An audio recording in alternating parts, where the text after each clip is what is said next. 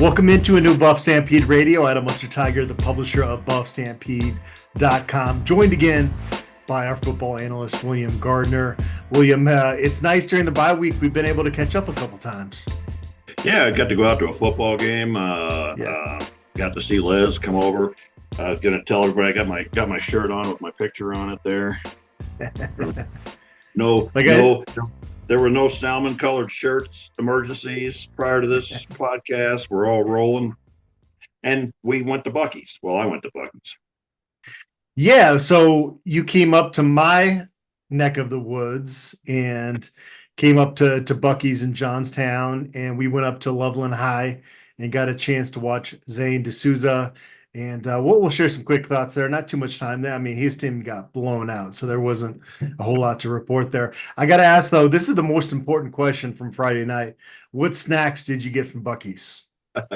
I got to think. I think it was called a club sandwich. It had three kinds of meat. You had me at hello with three kinds of meat. I've been to the Buc-ee's in New Braunfels, Texas, which is supposedly the biggest one. I swear to God, I think this one's bigger, but so it's not my first rodeo with Buc-ee's. I think I remember telling you, I wonder how they get the Texas feel of it, because it really is a Texas deal. But how do you keep that Texas part of it when you build it up here? But I don't know. Seemed like the Buc-ee's in Texas to me. So if you haven't been there, it's an experience. It is, and if you're a snacks person, they've got every variety, and they've if you love, just an example, if you love beef jerky, there's an entire section of beef jerky. You can get your standard beef jerky that you love, or Buc-ee's has their own brand. And I'm telling you, every time I've tried a Buc-ee's brand snack, it's better than the original that they are replacing, and it's pretty incredible. Not to turn this into a Buc-ee's commercial, but I got some Buc-ee's sweet barbecue potato chips that were phenomenal. Yeah, no, it's good stuff for sure. So we go up to Loveland High, and I mean, that wasn't a football game for very long. Frederick just ran away with that thing, and I don't think they may not invite us back if we're bad that. What was it, 41-7 or? I put a shout out to Gavin Ishmael, Frederick's quarterback, on Twitter.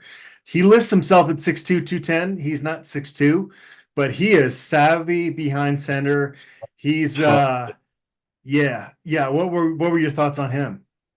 Well, it was interesting. It always makes me a little crazy to be on the sidelines, and because I'm always like, come here, let me talk to you, kid, but then I'm not allowed to. But watching, they run this neat little they got that little running back 24, and I bet if that kid's 5'6", then I'm 6'10". He's a little bitty dude, but they run this little option thing, and that quarterback makes just fantastic decisions. And Loveland couldn't put a hand on him all night. He just gashed him on the runs, and I thought he was looked to me like it'd be a heck of a running back, and not our level, but looked like he had the size to be a linebacker and stuff like that. But tough kid, really ran that offense well. And Frederick was really, really well coached. It was enjoyable standing on their sideline, kind of listening to what they were doing. And, I don't know where the heck Frederick even is, but it's fun to see a well-coached team here in Colorado, because they're not that few and far between. And while I'm mentioning that, I got to shout out that the number 2 team in the state is the team I used to coach, which is Mountain Vista High School, which I just found out yesterday, actually. Looks like it's going to come down to them in Cherry Creek, so I'll have to go out and watch them play Thunder Ridge or something like that.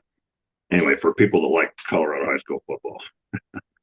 Yeah. What would you have done if you were part of Loveland High's coaching staff during that game? I mean, once you get to the game, it's probably too late, right? But is there anything that could coach that team up a little bit? Well, yeah. I mean, where do I start? I mean, I don't want to go too harsh on them, but they're not a well-coached team. I'm sorry, they're not motivated. They don't work hard, and they're not fundamentally sound. If they were, to people who think size is everything, they were significantly bigger than Frederick. But just got dominated up front. So I don't know. We had to go to the other side because I couldn't stand on that sideline and watch that coaching. So I don't know. There's just What? too much. But you're 100% right though. By the time you get to game time, it's too late. This is all stuff that needed to be fixed in the summer. Yeah. Well, hopefully Zane D'Souza has a better ending to his senior season. He certainly got the size and definitely stood out there on the field. Today's episode is brought to us by Macaulay Capital Fractional CFO Services. Is your business looking for financial guidance and support, but not yet big enough to hire a full-time CFO? Well, we have a solution for you. Hiring a fractional CFO who can work with your business on a part-time basis. You get the benefit of having a seasoned financial expert on your team without the commitment or expense of a full-time hire. And here's the best part. It's likely that a partnership with Macaulay Capital will be a win-win situation, meaning that your business will make more money from the guidance of a fractional CFO than the total cost of partnering with us. For more information or to set up a meeting, please visit MacaulayCapital.com. That's MCCAULEY Capital.com. One of the fun things we're going to do on this show, especially with it being a bye week where we have a chance to catch our breath and do some different topics, is I want to re-rank our preseason top buffs. We did the top 40 buffs countdown in the summer like we always do. And there's some major revisions that need to be done to that list. Yeah, and I pulled up, I don't have the overall top 10 that the three of us did, but I pulled up my top 10, and it's very interesting, the guys that I think drop out and the guys that moved up. Yeah, the composite of your votes, my votes, and Brian's votes, we had Shedeur Sanders number 1, Travis Hunter number 2, BJ Green 3, LaJohntay Wester 4, Justin Mayers 5, Shiloh Sanders 6, Jimmy Horn Jr. 7th, Will Shepard 8th, Deion Hayes 9th, and Chidozie Nwankwo at 10. So that's what we thought preseason as a group. Let's just dive right in. And I got to say, on a couple of those, I was closer to the mark, I think. Okay. Well, number 1, you were on the mark. I last year was the outlier, putting Travis Hunter number 1. You and Brian had Shedeur. This year, I went with Brian and put Shedeur number 1. You had Travis number 2.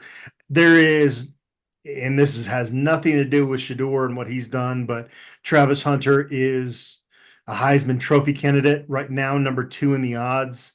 And there's no question you were right here, William. He's number 1 on this list. And I don't know if there will ever be a better player in Colorado's program going forward. Yeah, I just think back to the, when we discussed it, when we did that video, the point to me is that he does so many different things at such a high level that you have to pick him. If the thing was who's the most important to the team at that time, then probably, yeah, sure, it's the quarterback, is Shedeur. But even now, I would say Travis Hunter now is the most important to this team, although, the argument the other way for Shedeur can be made as well. We'd have a real drop off without him, but then, yeah. Well, William, I would pose it to you this way. They can replace, it sounds crazy to say, you can replace Travis Hunter better than you could Shedeur Sanders right now, right? And that's kind of my thinking for ranking Shedeur number 1, but based on just what we've seen, like, it just would be silly talk to not have Travis number 1 on this list. Right. And I think to get to back up your point there, we have 3 other NFL caliber cornerbacks, and we have 3, maybe 4 other NFL caliber wide receivers. So we can replace him to some extent, to a large extent, I guess. We can't replace, there's no way to replace the sort of magical plays he makes, because those are ridiculous.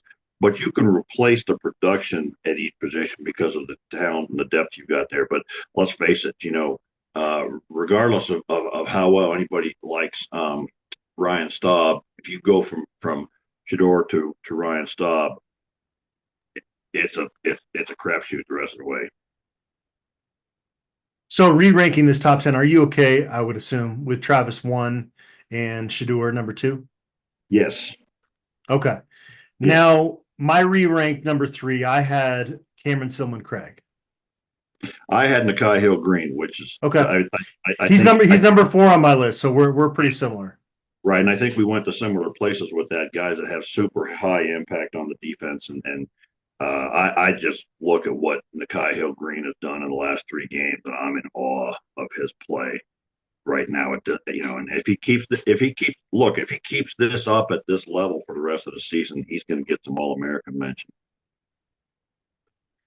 So who was number 4 on your list then? Your re-ranked list. I had my number four. My number 4 did not change because my number 4 is still Chidozie Nwankwo, and Okay.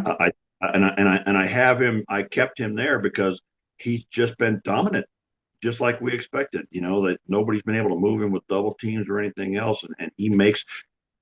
Without him and the rest of those guys up front, Shane Cokes and those guys, I don't know that Nakai Hill Green has quite so much success where he can just flow and run to the ball. So I still have Wonko at number 4. Okay. And yeah, and then I have Wester at 5. So not dropping him significantly. Yeah, I had Hunter 1, Sanders 2, Silman Craig 3, Hill Green 4, Wester 5. So we're similar there. I mean, LeJohntay Wester has had 5 touchdown catches, and it's very similar to the Akella Witherspoon pick in 2016. I feel like LeJohntay Wester's ability to make that catch against Baylor is going to be the moment when Colorado comes out of this bye week and continues to win that we'll really look back to as kind of the catapult for this season. Which player are you talking about? The little shovel pass? No, the Hail Mary at the end of regulation. Okay. Going back 2 weeks. I'm sorry. Yeah, for sure. Yeah, that's the moment. Like when you think back to the season, that's the first highlight you show. No, I mean we don't know what's going to happen the next 7 weeks. Right. I guess I shouldn't say that so definitively, but sort of the turning point, and I think that's when you start to believe anything can happen. Yeah, so I get that for sure. Number 6, I had Preston Hodge, 2 interceptions so far, and maybe the biggest play in that game against UCF. Who'd you have at 6? I moved Jimmy Horn Jr. up because I think, quite frankly, Okay. he's had even more effect on the offense than Wester, especially that first game when he just went crazy. So I had him at the number 6 spot. Okay, I had him on my top 10 as well. Number 7, I had DJ McKinney, another cornerback. So that's 3 cornerbacks in the top 7 for me. That's how much I felt like that group has played really well and allowed them defensively. It's freed them up. It's allowed these guys on the outside to play press man, and they're going to make plays. You're almost kind of baiting opponents into some of these coverages, and that allows, I think, that front 7 to play a little bit more freely. Yeah, and I added number 7. I moved up Khalil Benson because he absolutely belongs in this top 10, and he's played at that level all season. And he brings the mentality to that offensive line. And I don't give a damn what anybody says. This guy's playing at an NFL prospect level right now. Well, not last week because he was out with injury, but assuming he comes back okay, he has been our best offensive lineman and has been dominant up front and knocking people on the ground. And I will not ever forget, probably 20 years down the road, him running 5 yards into that sideline after that son of a bitch that cheap shotted Shedeur in the CSU game, and that kind of heart and fire is one thing we needed on this team that we didn't have last year. So I had to put Khalil Benson up there, and as I was going down the list, he was just the next one that seemed obvious to me for that spot. Okay. Number 8, I had Levonta Bentley on my list. Did he make your top 10? No, he didn't. He didn't. But this is where I dropped in Cameron Selmon Craig, and I think you could certainly make an argument for where you put him as well. He certainly had such a big effect on this team in so many different ways. But he certainly belonged in the top 10 for sure. And I let me see, where did I have Bentley originally before the season? I had him at 24 in the preseason. I would certainly move him up from that, but I don't think he's top 10 just yet. Okay. Number 9, I had Jimmy Horn Jr., who you talked about already. Who'd you have at number 9? That's where I had Preston Hodge, and probably he deserved to be a bit higher, but I just like all these guys that are in there, and somebody had to be lower and somebody had to be a little bit higher, but I think Preston Hodge has definitely shown that he's an NFL high-level draft pick, and again gives us so many options on defense that we can use Travis Hunter in a slightly different way. Number 10, I still have Will Shepherd in my top 10. I had him 5 going into the season. He was number 8 composite going into the season. He obviously had some issues at times early this season, but if I'm re-ranking this, I'm still putting him in the top 10 for the second half of the season. Yeah, and I'm going to make what's going to be a controversial pick. It's not controversial to me because I'm 100% sure of it. But I had to drop Will out of the top 10 just because he didn't really show up until the UCF game. And then he showed up spectacularly the way we expected. But my number 10 is Hank Zelinskas, and he belongs there. And I don't give a damn to the guy who keeps posting every week that he sucks and he's a P word and all that other stuff. You're an idiot, pal. But Hank Zelinskas has been solid up front. 4 out of 5 games. He's been dominant the last couple of games against 320-pound kind of guys and moving them and getting the line and the right kind of calls and things like that. So he absolutely has played his way up into the top 10 for me because he has just been everything I expected. Nobody expected him outside of some idiot. Thought he was going to be a starter this year. I don't know whether that's biased because he's an in-state player or biased because he was on the line last year. Or, everybody assumed Yakiri Walker was going to walk in and take that spot. And there was never any question in my mind that he was going to be the starter because he's that good of a player, and he showed it last year. So every year at the end of the regular season, the final home game, they give the Buffalo Heart Award out behind the bench. This is an award that started back in 1998. Darren Chiaverini was the first recipient. And you look at that list of Buffalo Heart Award winners, and basically it's a rundown of fan favorites over the years, guys that just really endure themselves to the Colorado Buffaloes. Guys like Philip Lindsay won that award. If you were kind of looking at this award through 5 games, who would you say is the front runner there? Well, I'll tell you who I think is the front runner, and I'll tell you who I think should be the candidates, because what the award says it's for is for grit, determination, and toughness. So in the past, it's sort of been, guys that came back from something or overcame something or showed that grit and toughness. I'd bet $10,000 I'll give it to Travis Hunter, which I don't think he's the right guy for it because that's not. His thing is not about overcoming. Or let's give Travis Hunter the Heisman Trophy and give this to somebody else, right? Right. And so when I think about grit and determination and toughness on this team, I come up with and I'm Cameron Selmon Craig, Khalil Benson, and Shane Coates is the names that come to me to fit those particular. Now, Cameron may get it, but the people who give this award are never going to give it to a damn lineman because nobody loves linemen and they don't watch them and pay attention to them. But Khalil Benson and Shane Coates have certainly shown grit, determination, and toughness. But I also think that Cameron has shown that as well. And he's, the thing about Cameron is he's a little fellow, man. I don't mean any disrespect by that, but he's not a big dude playing safety, and he's killing it back there. So I think he'd be a good choice. Who were you thinking? Well, to build off your point, I had to look up the past Buffalo Heart Award winners. There's been one offensive lineman, so you're pretty right there. It's not a typical thing. Tim Lynott won that in 2019, coming back from a torn Achilles towards the end of his career, and that was a pretty rough season. They went 5-7 that season. I think unquestionably right now my vote would go for Cam Selmon Craig. We've even heard not just Robert Livingston, the DC, but other players on that defense talk about how he is the engine that makes that group work. And kind of the pulse of that group. And so I think that should be the odds-on favorite at this point. But again, Travis Hunter has such a large star appeal, Shedeur Sanders as well, obviously, that maybe the award goes to one of those two guys. And it just feels like they're going to have so many other awards coming at them that, the essence of this award, I feel like, should be given to a guy like Cameron Selmon Craig. Yeah, and we'll see. Even there's 7 games left. If it's about overcoming injury, maybe I don't know. Maybe Shiloh comes back and has a great 7 games or something like that. But there's so much season left for things to happen. And here's the, we got to get stuck in where we are at the moment. We forget that college football, man, it's a drama. You watch a movie, you got the first third and the second third, and then there's all kinds of, to borrow from a previous coach who I shall not name, peaks and valleys, right? And there's all kinds of things left to play out. We ain't seen what the narrative of this story is yet, I don't think. Yeah, yeah, yeah. Based on the first 5 games, William, who have been the biggest surprise players in your eyes? We kind of touched on this. We kind of led into this a little bit with the re-ranking the top most countdown, but curious, Okay. is there anybody? I've got a couple other names in there too.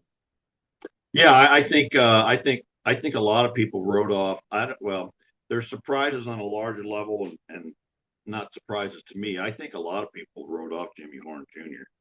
And said, "Hey, we're bringing in all these wide receivers. This guy's not going to be part of the mix anymore." And he has certainly proven them wrong in a big way. I think Hank Zilinskas again is not a surprise to me, but it's a surprise to most people how positively he's played. I think uh, I don't know. It's kind of hard to say what's a surprise and what's not. Some things are. I guess Nikai Hill-Green, for example, is not surprising given what he's done before. Yeah, but he didn't start the game. He didn't start the season Right. at linebacker, right? Right. And so he's number one on my list from this standpoint. Yeah, and the You positive. go from not starting the first game now 5 games in. I'm thinking that he's Yeah, NFL bound. and right, I think he's playing at NFL level, and I think he might be, given the way football is played, he might be even more dominant right now than Travis Hunter is, because he's right up there in the front seven and stopping plays right at the beginning. But he has certainly been one of the most positive surprises, I guess. I think a lot of people going into the season expected him to be a big deal at linebacker, and he certainly lived up to that. I'm trying to think if there's anybody else that's really a super surprise to me. I guess we don't. It's not necessarily just players either, but like, uh, well, the whole damn defense is the biggest damn surprise of the year. I mean, come on, man. Yeah. Nobody going into this season would have predicted that this team would be riding its defense to 4-1 record, and that's what's happened. And I pulled up the Colorado stat sheets, and right now, our scoring for the season, we're hitting 31 points a game, and our opponents are hitting 23 a game. Who saw that coming? Nobody. If you say you saw that coming, you're a liar. You better prove to me how you because that's incredible. 23 points a game to our opponents. That's pretty shocking. So I think that's one of the bigger surprises. I think we've got our sack numbers down to just over 3 a game, which is still not great, but a heck of a lot better. I think that's not necessarily surprising given that we brought in 8 or 9 or 10 or 20 or 30 offensive linemen. I would hope that be able to put that together. So that's a positive. Um, uh, I guess the effectiveness of the run game the last couple of weeks is a positive surprise to me. Not too surprising. I guess I had kind of given up that they would even start trying, and then in the last couple of weeks, Pat Shurmur's really mixed it up with all the different kinds of attacking on the run. So that's another one to me. And On the following in line with that, sorry to cut you off, but Savell Smalls at tight end is one of the guys I, I had as a surprise you know because what? we all had Sam Hart as the guy that was going to be the starter there. And not to say Savell Smalls is going to be all conference or anything like that, but he's really come in and provided kind of a change of pace for them offensively with Well, what he can do. I made a note to myself here on our top 10. We didn't have him in our top 40. And I said, so I made a list of who played their way into the top 40 so far. And he's the top guy for sure. Okay. Belongs in that top 40. And he's getting better week by week, getting better, and really becoming a weapon, both in blocking and pass catching. So those are surprises. I guess on the negative side, I think we all expected Tyler Johnson and Mayers to be starters on this offensive line, and now they're both not. I wouldn't have expected that, and I don't know. Nobody seems to know what the story is with Tyler Johnson. I don't think Mayers got injured. I think he got demoted. Now, I don't know what's going on in practice. So that's a pretty surprising development to me. And corollary to that, that's a big mathematical term. Corollary to that, is that the offensive line's getting better without him. So it's working, or at least last game, one game not being a trend, I guess, but at least in the last game, the offensive line was very solid without those two guys. So that's been a big surprise to me. We're going to learn a lot about that group, I think, against Kansas State. They have a good defensive front, and they are up there in terms of the Big 12 sacks total so far early on this season. We'll get more into the Big 12. That's a great breakdown, William. I think we kind of touched on the biggest surprises there. I made a bet with Brian Howell that the Buffaloes will have a 100-yard rusher this season. And our bet is dinner at Pasta J's on Pearl Street. Who you backing in this bet? Well, that's a no-brainer. That's absolutely going to happen with 7 games left, and the way that I'm hoping. Yeah. I want to get that Hagen option going with some chicken parm and the garlic bread. It's gonna be a nice afternoon if I can get this to happen. Yeah, and I think that I think quite frankly, the way that Isaiah Augustov came in the second half of that game, 4 or 5 more carries, he might have had the 100. So I think we're starting to emphasize the run game. The only problem, I guess, is they won't focus on one guy and let him get into the sort of the feel and the what's the word I'm looking for, the flow of the game. So I wish they'd stick with the hot hand and keep handing him off the ball. But I think at some point this season, with 7 games to go, we're absolutely going to hit that at some point. Somebody will get it. I'd bet my money on Augustov.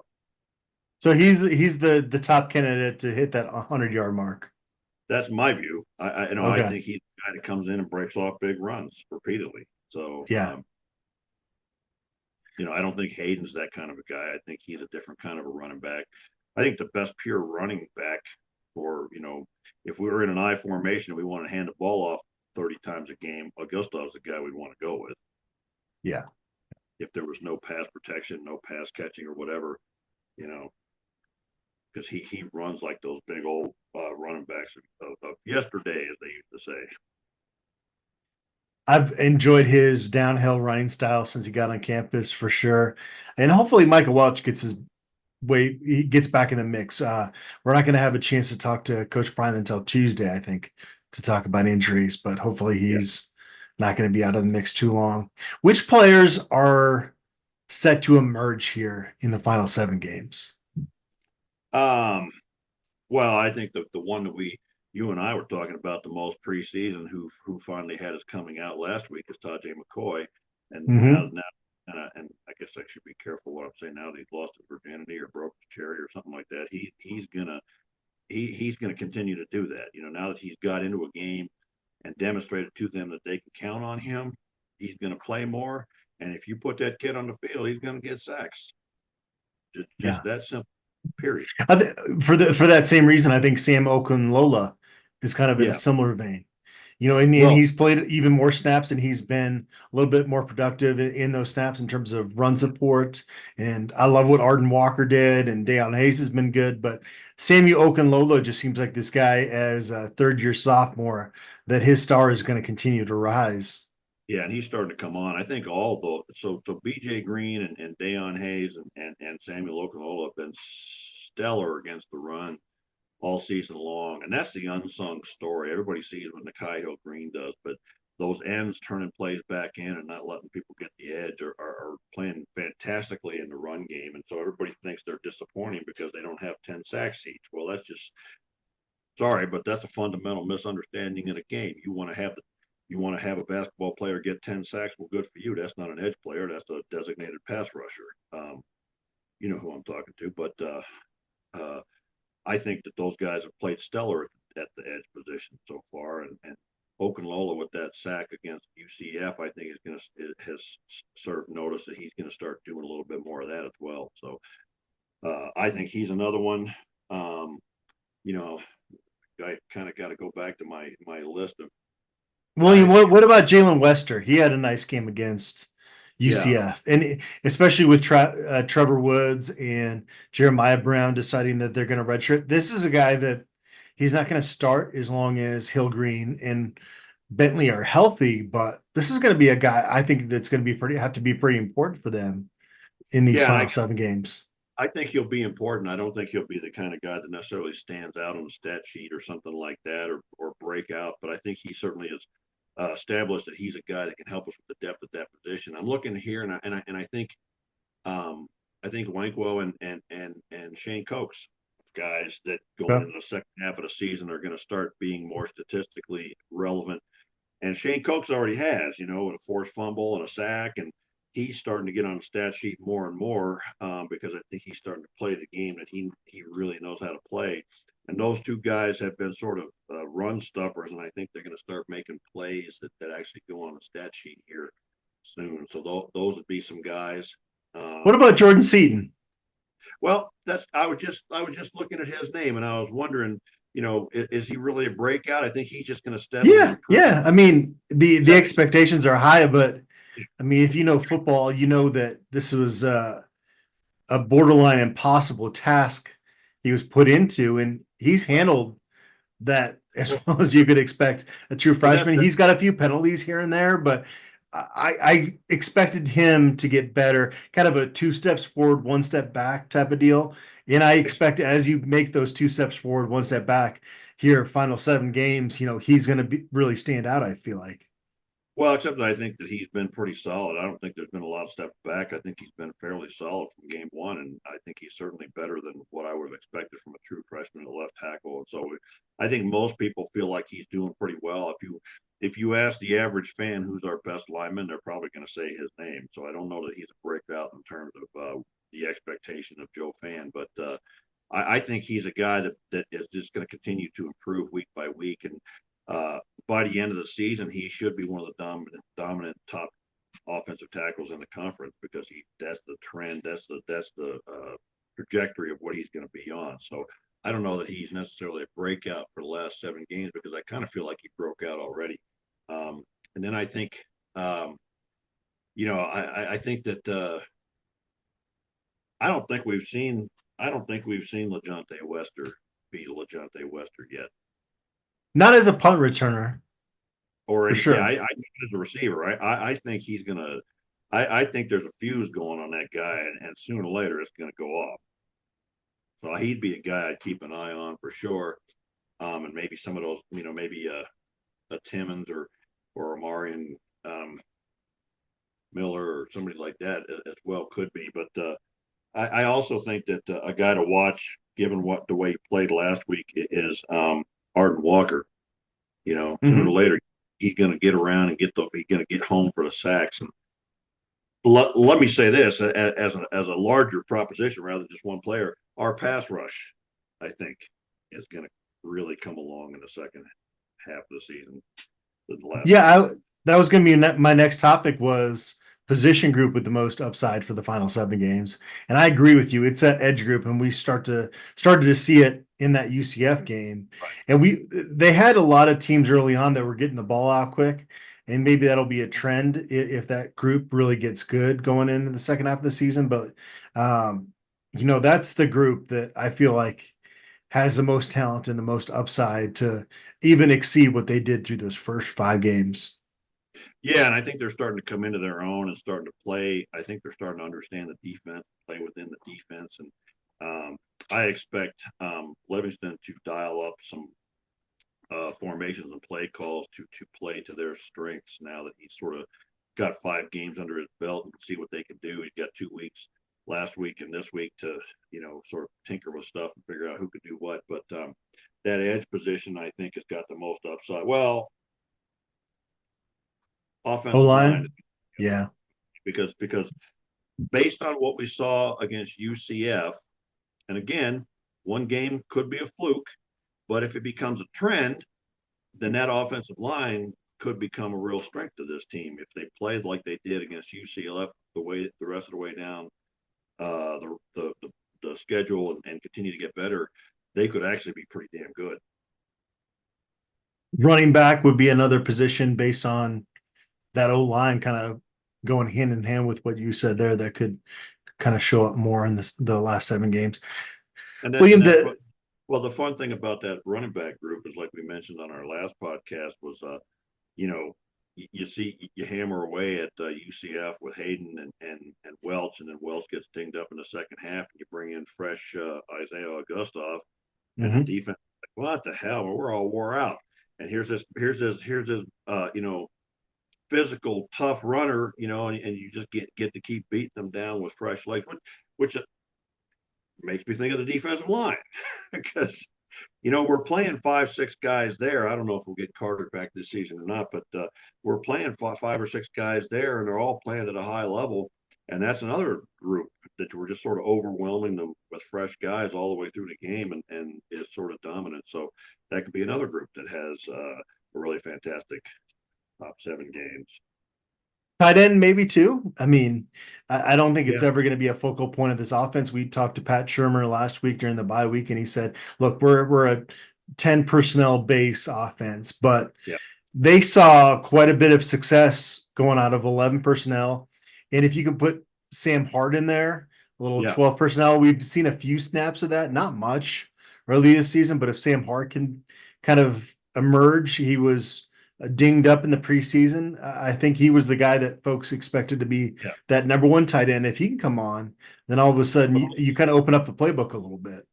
yeah, Savell Smalls is starting to understand the position and play it. I mean, what the heck? There's a reason why he was a 5-star guy, and it's because he's got some significant athletic abilities, and he's big. At that Mm-hmm. 6.5, 260, he's really starting to understand blocking and getting into that, and he's starting to understand how to find that soft point in the zone. And 4 straight games with a catch, 3 of those are first down. So he's become an important uh, element of this passing game, and I think Shador even more so, as he is now able to trust him, will look for him. When all those guys are covered downfield, because let's face it, they're gonna drop everybody to try to cover all those receivers, and I still think opposing teams are not going to cover that tight end, so that's a real possibility as well.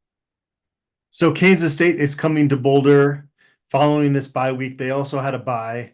That game is not going to kick off until after 8 p.m. Mountain Time.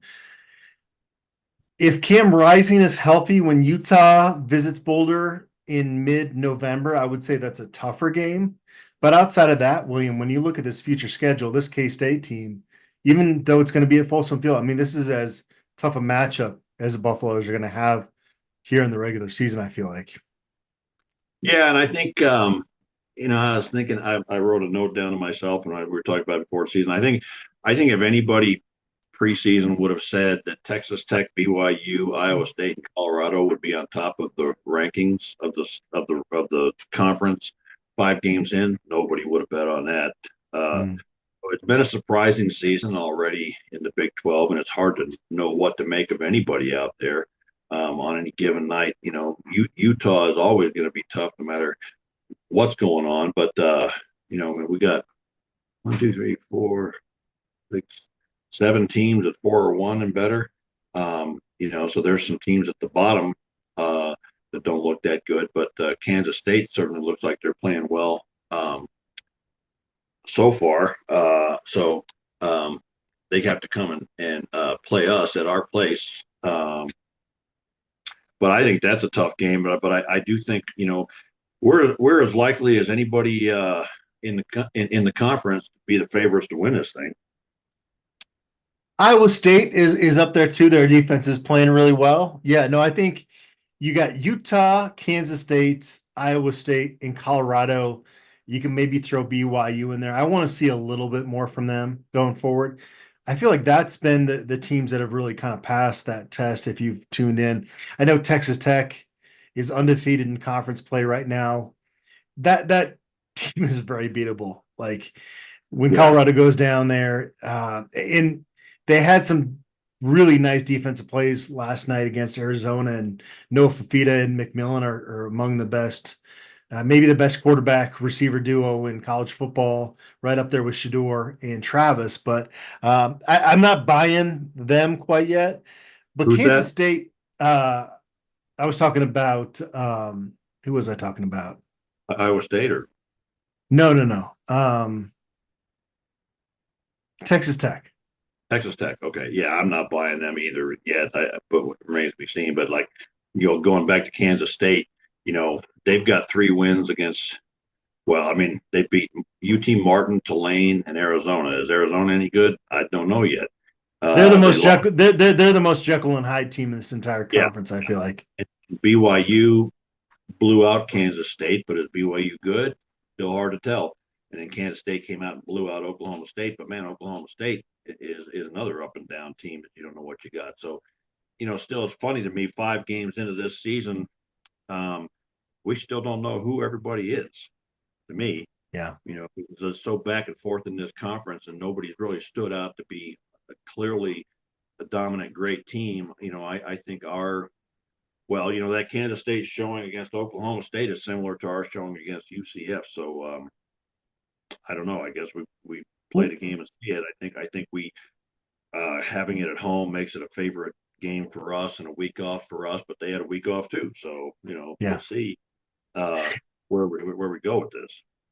They're favored by 5.5 points at this point. And the thing I think you can say definitively about this Kansas State team is they can get a pretty consistent pass rush, and their ground game might actually, it's not statistically better than UCF's ground game in terms of rushing offense, but they're averaging 6.9 yards per rushing attempt. That is really stellar for a rushing attack. DJ Giddens is the best, maybe running back in the Big 12, and they have a dual threat quarterback in Avery Johnson. So and it's gonna be as tough a matchup for Colorado based on what teams do that kind of give you pause. Doesn't give me any pause because I'm sick to death of hearing about people's goddamn running attacks when they haven't played anybody. What defenses have they played that's a good run defense?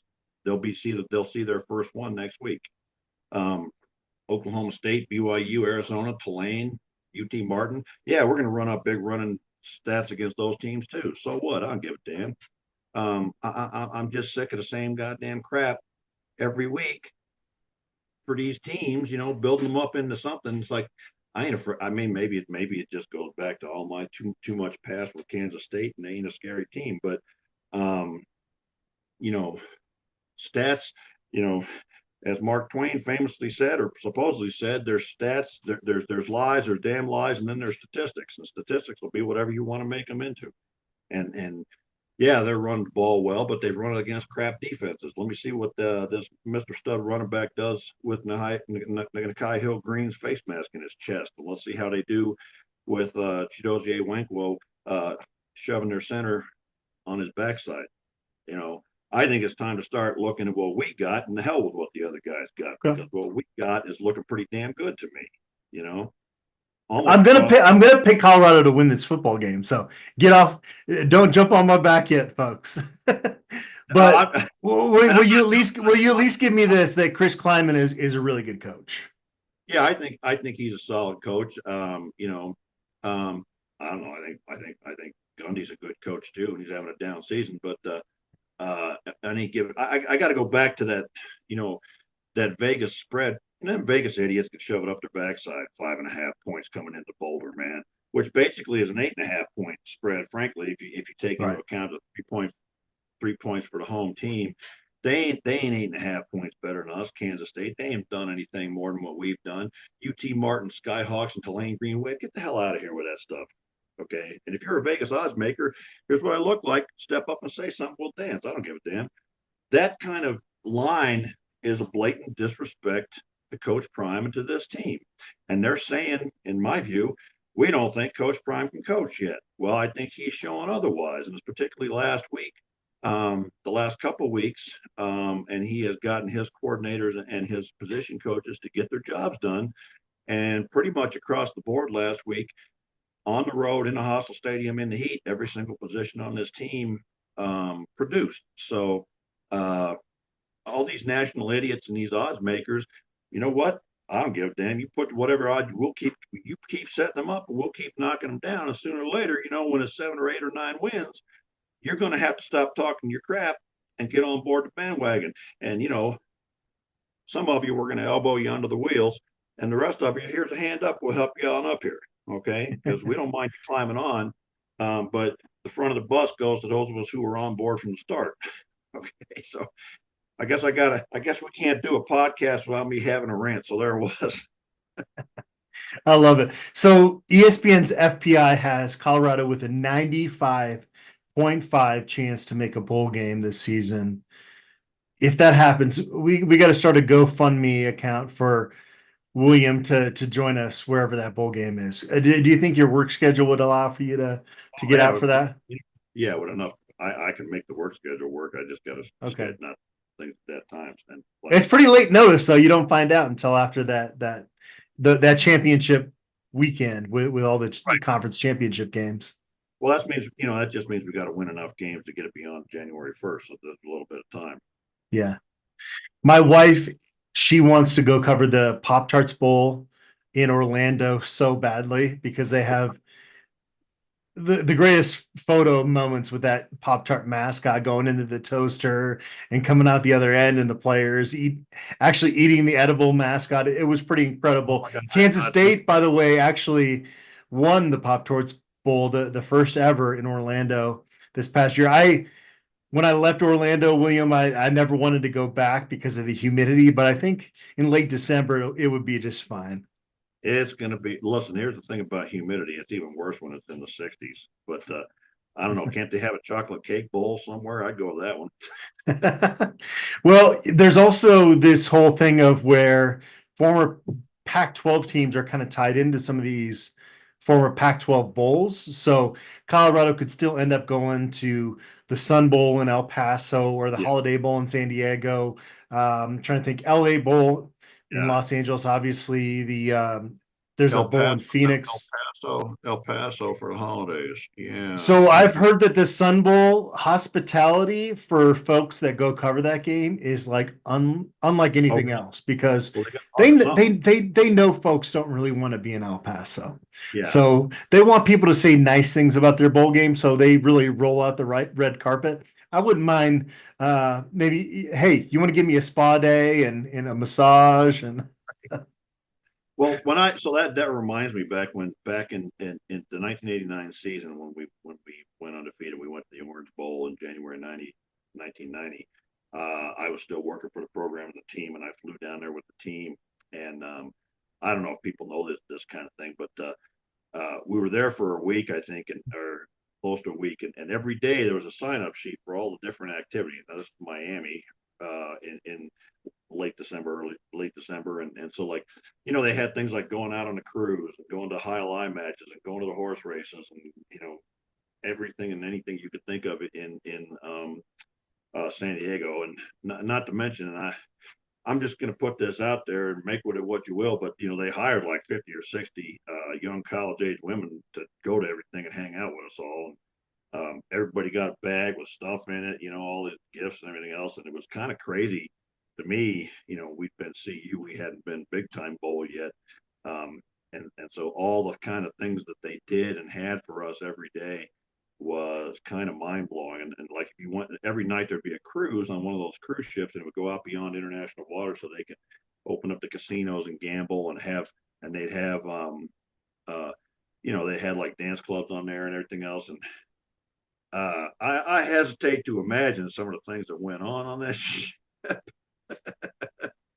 Well, I don't hesitate. I'm fairly sure because I was involved in some of them. But it just goes to your point of sort of what they put into these bowls, these local bowl committees. You know what I mean? They're trying to show off whatever do positive they have in their community and have people leave with a positive feeling. So I don't know that that's not necessarily relevant to El Paso, but made me think of that. I'm an old well, timer. I got memory, so no, I enjoyed that. So we had playoffs for Peggy, but we're gonna get Peggy to a bowl game. I think has been more of the constant theme from this coaching yeah, staff. So yeah. let's put a postscript onto that and try to get William Gardner to a bowl game as well. Would And you be let okay me with ask. that? Oh yeah, absolutely. Well, yeah. Hey, who's paying? It's like I'll go. Sure. It's like I was telling you Friday night about one of my players in North Carolina that was recruited by everybody, and on a whim on his fifth trip, he decided to go to Princeton, and he said, "Hey, coach, would you go with me?" And I said, "Mike, who's paying, man?" He said, "My dad will pay." Yeah. Why? Far be it for me to turn down a free trip anywhere except the cornhole state. But uh, to get back to more serious matters, um, and I know this week you didn't have this as our final topic, but um, you mentioned getting to a bowl game, and my first sort of thought to that was, just going 6-6 would be pretty damn disappointing Right. at this. Which is a And great so, place to be during this first bye week. Yeah. right, which is so I'm sort of wondering, what do you think about where we're headed from here? And I made a little note to myself and said, it's funny how much one game can change perceptions, meaning that last UCF game, because going into that, like a lot of trepidation and we're going to be any Yeah. good this year. And now all of a sudden you look at it and, you know, after the first couple of games, my prediction of 9 wins seemed a little stupid, but where we No, stand right now, the 9 wins seems pretty reasonable. Look, there's a lot of beatable teams on the schedule. In fact, they're all beatable. But there's going to be some tough football games. And so I said 8-4 going into the season, and of course got called a homer, was called a hater after picking UCF to win. So I've been on both ends of it, but I've been very consistent in terms of my expectations for this team overall, which has been 8-4. And I would still have that as my win prediction going into the second half of the season. Yeah, and I think I'm going to stick with the 9-9. I have to do the math. 9-3. 9-3. I'm still sticking with the 9-3 because I look at it like we're at 4-1 now, so we would have to have a winning record on the way out of the rest of the season, I guess. And I don't think that's a huge mountain to overcome. Looking at the schedule we got, like you said, there are going to be some teams that play us tough. I think 8-4 is probably almost. I would think 8-4 is the most likely outcome, because all you got to do there is go 4-3. That's doable,